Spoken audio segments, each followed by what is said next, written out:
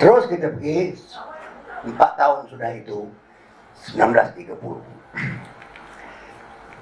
Tahun 1930 seorang guru namanya Ibrahim Yaakob, dia belajar di SITC, Sultan Idris Training Center, SITC, Sultan Idris Teachers Training Center di Tanjung Maling. Ibrahim Yaakob ni tahun 1930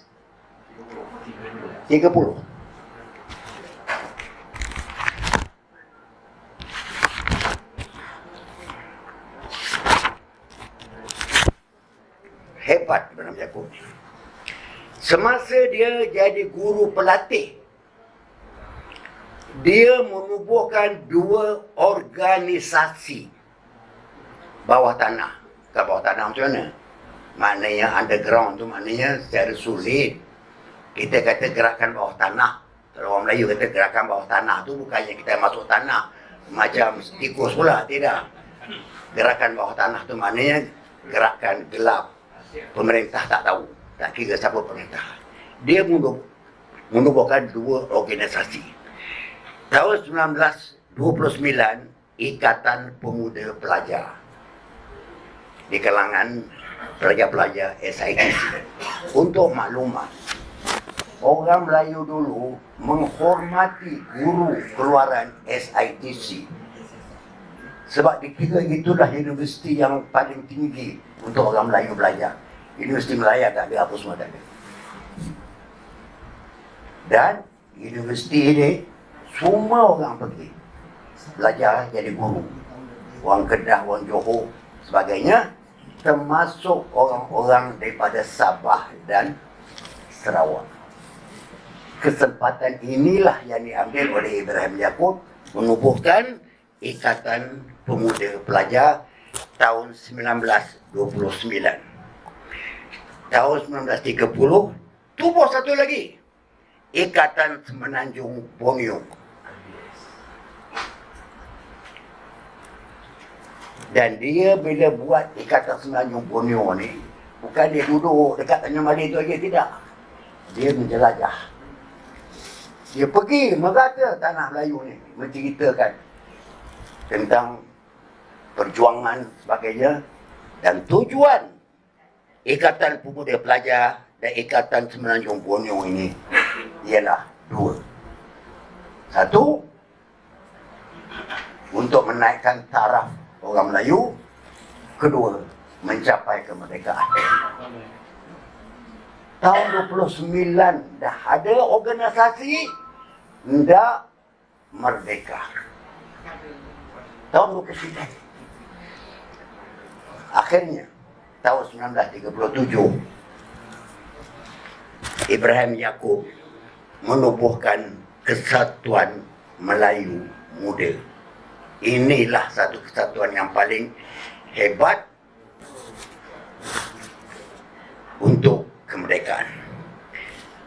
Apa kelebihan Ibrahim Yaakob? Berbeza perjuangannya. Dulu-dulu asyik tembak Inggris, apa lagi sebagainya. Perjuangannya ialah untuk kemerdekaan. Bukan saja kemerdekaan tanah Melayu, tetapi PEN Nusantara. Apa makna PEN Nusantara?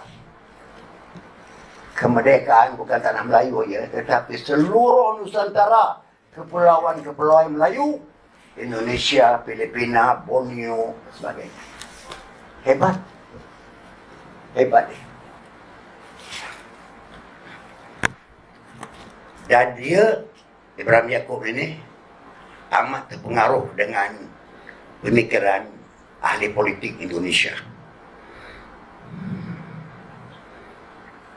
Sejak tertubuhnya KMM ni tahun 1930, maka keadaan suasana politik dalam masyarakat Melayu berubah. Semangat, naik semangat balik dan sebagainya. Apatah lagi 1942 bila Jepun masuk memerintah Malaysia, Ramai orang Melayu kena tempelin dia pun, semangat tu lagi naik lagi. Jadi KMM ni satu pertubuhan cukup kompak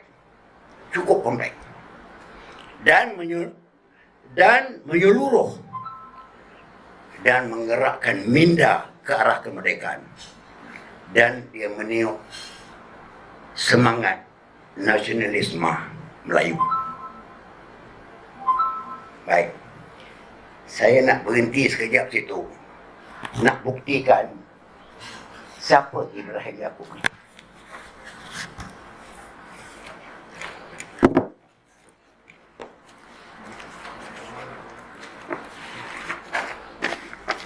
Kalau siapa nak tahu lagi sejarah Tanah Melayu ni, Tanah Melayu, pergi ke Perpustakaan Negara. Perpustakaan Negara. Cari buku ni. Diskusi Sejarah. Ditulis oleh Yusuf Iskandar dan Khalil Yusof, dua orang pensyarah universiti. Buku ini menjadi buku teks sejarah di awal tahun 60-an. Masa itu tak ada banyak buku ditulis dalam bahasa Melayu. Cari buku ni. Tak salah saya, hanya ada 2 salinan saja di Perpustakaan Negara. Saya jumpa, saya suruh dia photostat. Semua sekali. Budak tu kata, mahal ni katanya. Berapa ribu pun aku bayar, saya kata. Ini dia. Komplit tentang sejarah perjuangan. Baik, saya nak baca sikit apa dia tu, apa Yusuf Iskandar dan Khalil Yusof tulis tentang apa ni Ibrahim Yaakob.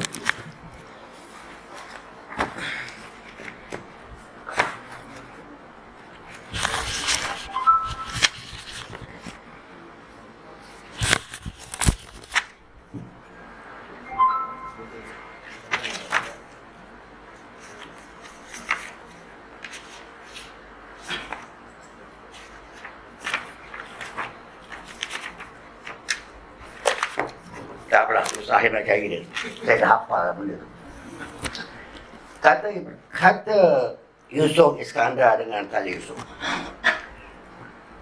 kalau kita menerima Mahatma Gandhi sebagai bapa perjuangan nasionalis India,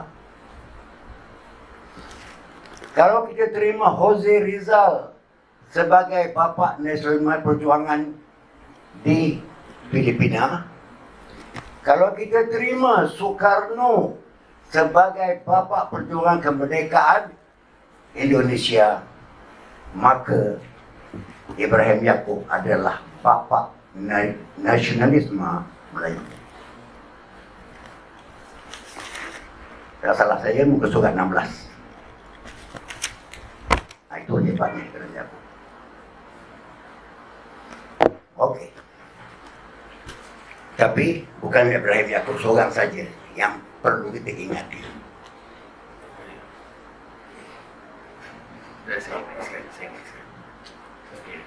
Ini lagi dia kawan-kawan yang seperjuangan dengan Ibrahim Yaakob. Siapa? Ibrahim Yaakob, Onan Haji Sirat, Abdul Karim Rashid, Haji Osman Abdullah. Datuk Maya kenal dia. Pernah jadi imam di Surau Batu Ombak, apa Surau apa? Osman Abdullah. Cuma akhir-akhir Abdullah ni masuk UMNO. Itu yang dia rosak tu. Hasan Manan, Ahmad Bustamam, Isa Muhammad, Mustafa Haji Hussein. Siapa Mustafa Haji Hussein? Abang Cikgu Zahri. Siapa Mustafa Haji Hussein? Pernah jadi Singapura punya besar. Okey. Jadi penubuhan Kesatuan Melayu Muda bertujuan memerdekakan tanah Melayu di Indonesia pada tahun 1945 Dan Ibrahim Yaakob jugalah yang memulakan gagasan Melayu Raya. Apa gagasan Melayu Raya ni? Baru ni kita tengok, saya bercakap dengan Mak Sabu, dengan dia usaha. Kita jumpa Mak Sabu. Apa Mak Sabu kata? Orang Arab ni tak ada percaya. Kita tak boleh berpandang ke Timur Tengah lagi untuk menegakkan Islam. Semua orang Arab ni dah tak boleh pakai. Kita kena pandang ke Indonesia untuk menegakkan Islam. Video saya cakap dengan dia, betul lah tahun 30 dulu ada gagasan Melayu Raya. Betul.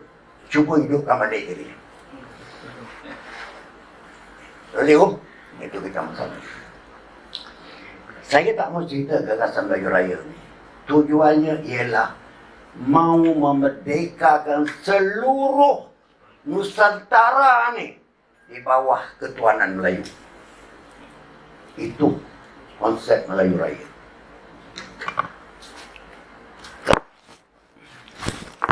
Kalau nak tahu lagi, ini buku senang dapat. Pergi ke perpustakaan Universiti Melayu dia jual. Melayu Nasionalisme Radikal Pembinaan Bangsa. Tulis oleh Profesor Emeritus Datuk Dr. Ahmad Adam. Siapa kenal Ahmad Adam? Ada orang kenal? Ada siapa yang kenal? Profesor Ahmad Adam. Dia. Ini bukunya yang ke-12. Saya pun tak ada duit nak beli. Saya telefon dia hantar satu free. Nasi Malaysia dia sekali. Banyak benda-benda kadang-kadang saya tak faham, saya rujuk ke dia. Jadi buku itu jelas Profesor Ahmad Adam menceritakan tentang gagasan Melayu Raya. Balik-balik kita ke tanah Melayu. Tahun 1938, setahun sesudah tubuhnya KMM, Datuk Abdul Wahab bin Tok Muda Abdul Aziz. Siapa dia?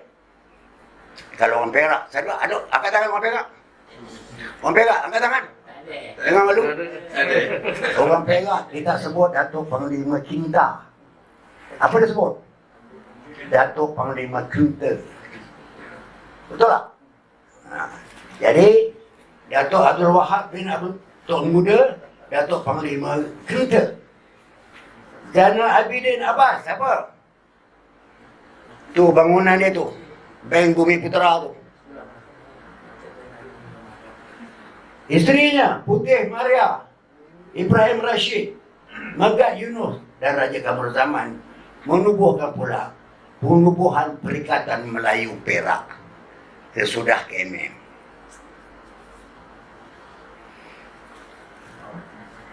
Tahun 39 Yusuf Ishak pula permulaan Utusan Melayu. Tahun 1939 maka Utusan Melayu menjadi media untuk meniup semangat kebangsaan Melayu. Jangan salah faham peranan Utusan Melayu. Bukan main besar peranan dia untuk meniup semangat orang Melayu. Cuma setelah Tengku Abdul Rahman bergaduh dengan Said, ya, Said, maka UMNO ambil alih Utusan Melayu. Said Zahari di Kuala tangkap, hantar ke pulau. Parti politik kalau tak ada media, sama ada cetak atau elektronik, tak boleh jalan. Tak boleh jalan. Jangan cakap. Kalau tak ada media, sama ada elektronik atau cetak, no way boleh maju. Macam mana nak menyebarkan ideologi? Amanah, peduli. Apa lagi? Cuba tanya orang kampung. Tahu tak? Tahu tak? Tanya orang kampung. Tak tahu. Sebab tak ada media. UMNO, semua orang tahu. Mak kambing dalam UMNO gambar, semua satu tahu. Itu peranan media. Pentingnya sebuah parti politik ada media. Sama ada media cetak dan di zaman sekarang ini media elektronik. Kalau tak ada ini, tak boleh. Saya nak buat satu ceramah hubungan gerak saraf dengan marketing. Kita menjual parti politik ni, kita menjual, cikgu. Kita jual parti kita, bukan? Kita jual ideologi kita. Macam orang jual Coca-Cola, macam orang jual bata. Macam-macam iklan dia buat untuk menguasai minda orang. Itu pentingnya ada media. 1939, Yusof Ishak memulakan Pusat Melayu. Tahun 1939 juga, Ishak Haji Muhammad, Pak Sako, mengadakan Kongres Melayu.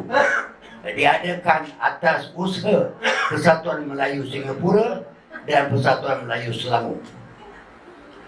Tahun 1939, Haji Taib dan anaknya Dr. Hamzah, Penubuhan Kesatuan Melayu Johor. 1939 juga Johor Baru, Datuk Abdul Rahman Yassin. Siapa Amar Yassin? Bapa Tun Ismail. Tun Ismail, bapa dia. Penubuhan Kesatuan Melayu Johor. 1940, Singapura lagi, Ishak Haji Muhammad. Kongres Melayu kedua diadakan. 41 orang wakil dari 13 penubuhan politik telah hadir. 1939, 1945, Perang Dunia pecah.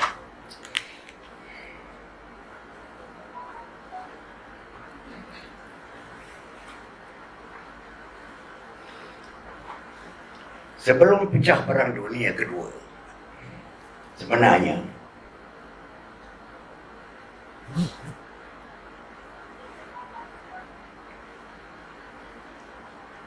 KMM ni, di bawah Ibrahim Yaakob ni, dia cerdik, orang ni cerdik, Ibrahim Yaakob ni. Dia buat baik. Itulah yang banyak orang kata dia ni tali baru Jepun. Sebenarnya tidak. Dia berbaik dengan orang Jepun. Sebab nak menegakkan kemerdekaan. Okay. 1940, Tanah Melayu, KMM.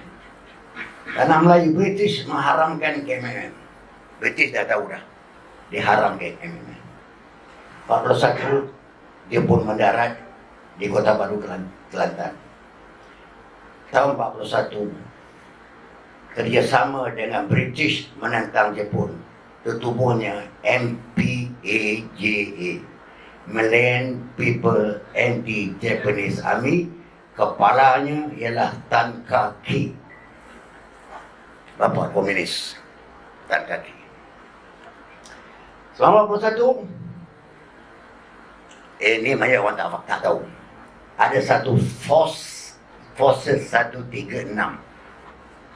Forces 136 menentang Jepun, ditubuhkan di mana? Di Sri Lanka oleh Tengku Mahmud Mahidin. Dia orang datang perecut malam-malam, orang dia lawan Jepun. Force, tak salah Tun Razak. Tun Razak salah seorang daripada ahli Forces 136. Dan Serikali Syafi'i pun begitu juga, menentang Jepun dulu. Ini tak ada dapat dalam buku sejarah sekolah ni sebenarnya. Tahun 42-43, Jepun memerintah Tanah Melayu. Bermulalah zaman ubi kayu. Siapa yang tak pernah merasa zaman ubi kayu tu, minta maaf lah. Siapa yang macam usaha dengan saya ni, yang umur dah 70 ke atas ni, memang pernah lah rasa makan ubi kayu. Orang muda tanya saya kadang-kadang. Itu saya. Datuk, tak ada beras saya kena. Ada. Tapi beras senang apa beras? Beras tu dicampur dengan kapur je boleh. Datang daripada Burba. 12 kali basuh beras tu baru habis kapur. Nah, ini tak tahu lagi orang-orang muda-muda ni.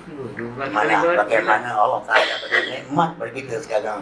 Kalau ditarik satu beras saja pun kita dah tahu.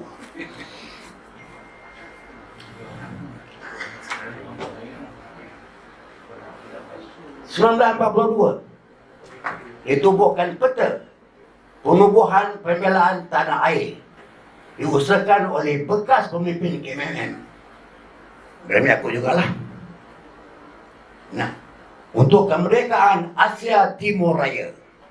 Cikgu, ingat je ya? Asia Timur Raya. 1945 Julai. Kris. Itu bukan kris. Saya cerita ini semua ni bukan apa. Ini semua pertubuhan-pertubuhan nak merdeka. Nak merdeka. Sejak tahun berapa tu?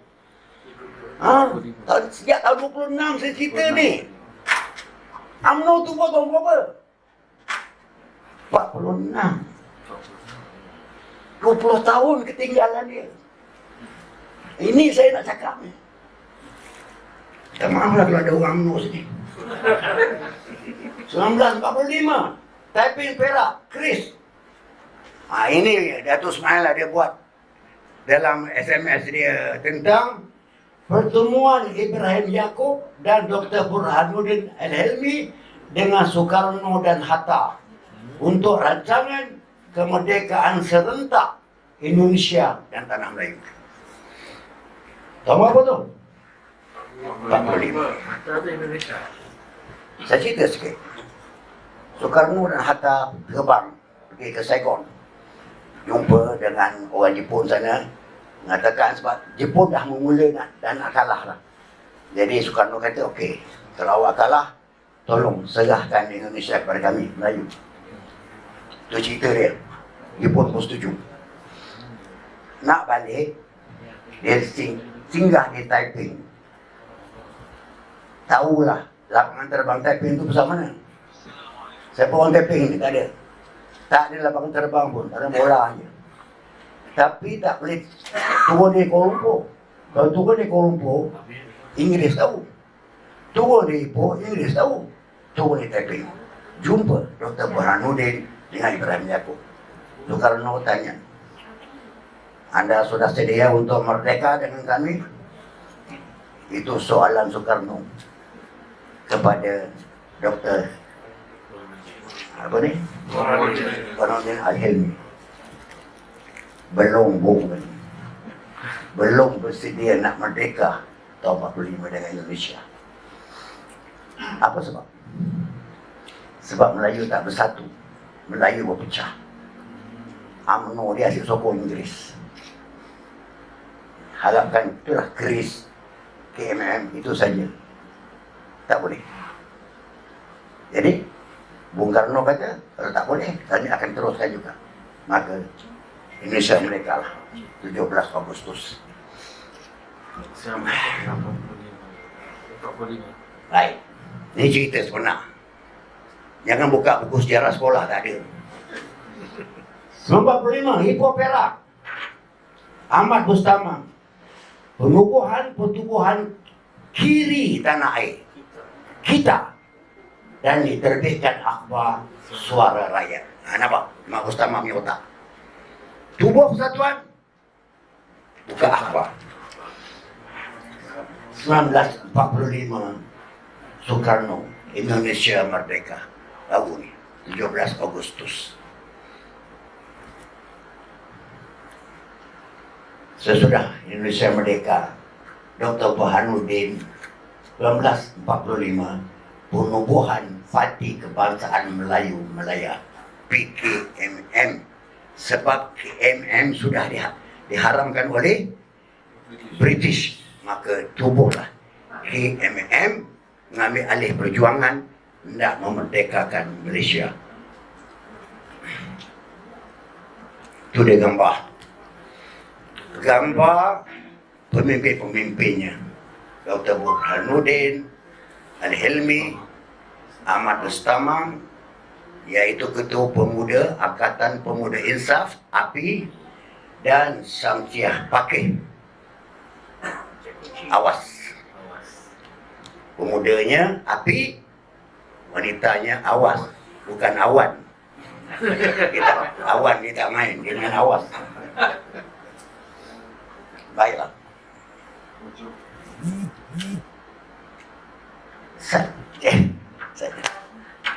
Bila saya sebut, jadi kita sebut API ni, saya teringat je, saya ikut orang tu berbaris ni, TPCA. Padang TPCA tu tempat dia orang berbaris API ni. API ni bukannya macam pemuda UMNO. Dia pakai songkok putih, songkok hitam, baju putih lengan panjang dan seluar putih. Itu uniform dia. Dia belajar kawat, dia belajar senjata, tahu tak? Tu API tu. Sebab Destamam kata, merdeka dengan darah. Itu lawangan API. Merdeka dengan darah. Tahun 45.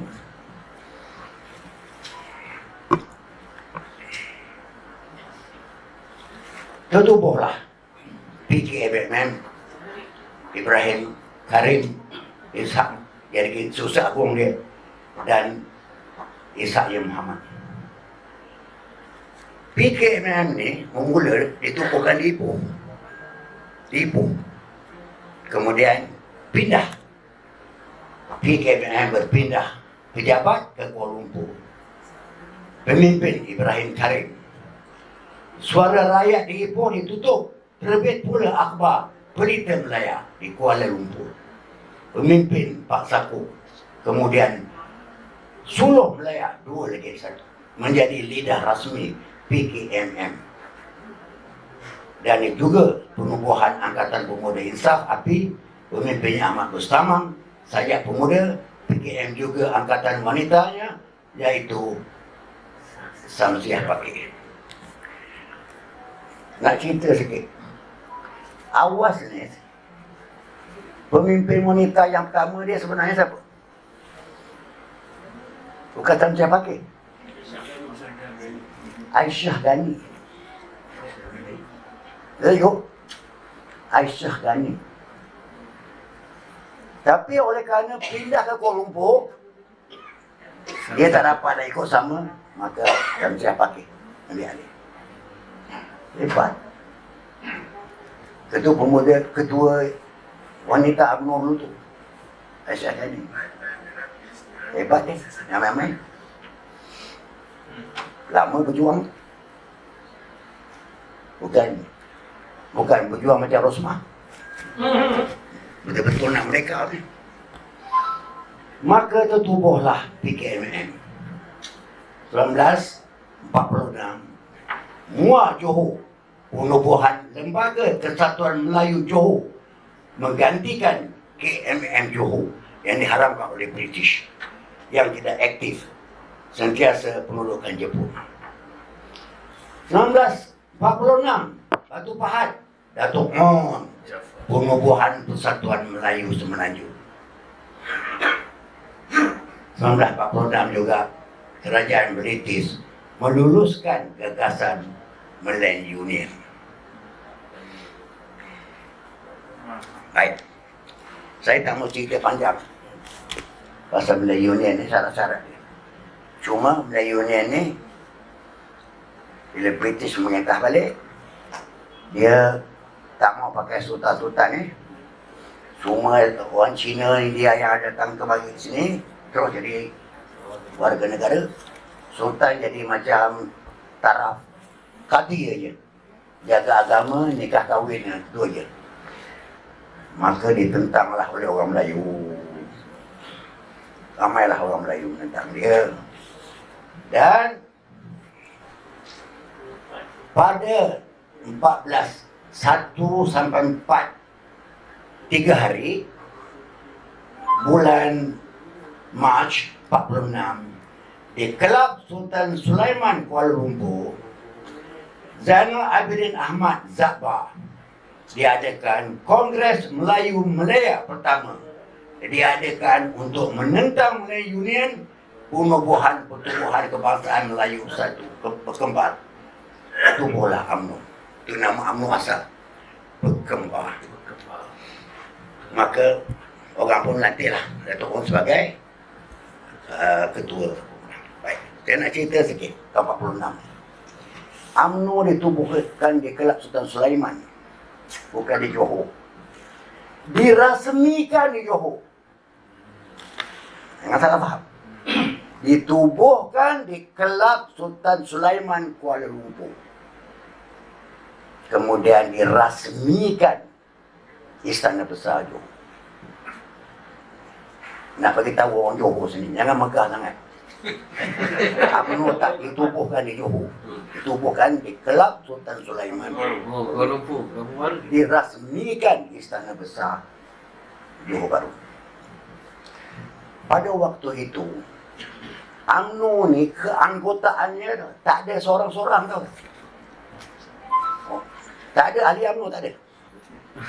UMNO tu 13 pertubuhan Melayu menjadi ahli. Dia pertubuhan macam komponen lah.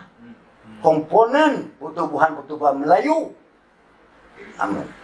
Bukan secara perseorangan. Tak ada. Jangan salah faham. Dan orang yang mula mengumpulkan 13 ke 16 pertubuhan ini ialah Zainal Abidin Ahmad, terkenal dengan nama Zakbar. Maka, nampak? Bulan 4 ditubuhkan di Kelab Sultan Sulaiman. Bulan 5 lahirlah UMNO di Istana Besar Johor. Sebulan sudah itu dirasmikan di Johor.